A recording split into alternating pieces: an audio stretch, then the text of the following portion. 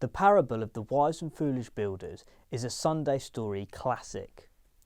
But often we might miss the emphasis of the story if we don't look at the context that it's written in. This parable was told by Jesus in one of his most famous ever sermons, the Sermon on the Mount. This sermon was incredible because it was Jesus totally resetting the way that things were done. He was giving a new way of living, the Jesus way of living. It says that after he had finished giving this sermon, the people were amazed.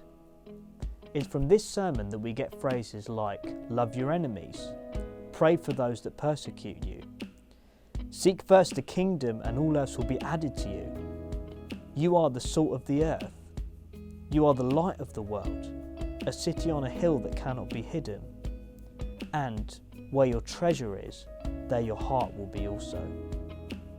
In both Matthew and Luke, the two Gospels where we get this parable, the parable of the wise and foolish builders is the very last parable, the very last part of the whole sermon in fact. So in this way it could be seen as a summary or response to everything else that Jesus had been saying before that. In Luke's account of the story, Jesus starts by asking a question. He says, "Why do you call me Lord, Lord, and do not do what I say?" This gives us an insight into what Jesus is going to be addressing through the parable that he's about to tell. Often we might think of this parable as Jesus is saying that he is the rock, and if we build our lives upon him, we won't fall down. But this isn't necessarily the case. Matthew's account of the story starts with this: "Whoever hears my words and puts them into practice will be like," and then he goes on to say, "a man who builds his house upon the rock." So, of course, Jesus is the rock that we build our lives on, but this passage is particularly talking about Jesus' teachings. It says that when we put Jesus' teachings into practice, we are like a man that builds his house upon the rock.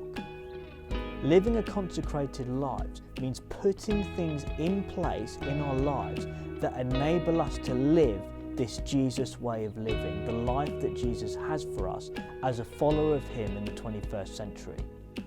You could argue that now more than ever, we need to place those things in our lives to enable us to live in this way. It's interesting in this story that the storm doesn't just hit the foolish builder, it does hit the wise builder's house as well with exactly the same force. But the wise builder's house stands the test of the storms of life because his life was in a position to follow the teachings of Jesus. He had built his life upon them, and so when the storms of life came, he was secure.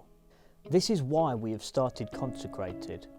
So we, as followers of Jesus, can live the true life that he has for us while still being in this world, not fleeing away from it. The Bible gives us so many examples of how we can live a consecrated life, and we'll be looking at these all in future videos. But for today, we want to focus in our groups on discussing 3 of these areas: community, prayer, and the Bible. A Consecrate group can have all 3 of these things. We can meet together as a community to encourage one another with the good things that are going well, but also to share when we go through some of life's storms like the 2 builders in the parable did, how that's going for us. How is the teaching of Jesus holding us through those things? We can also support each other through those things through prayer. And then we can read the Word of God together and be encouraged by his perspective on our lives to keep going through those situations.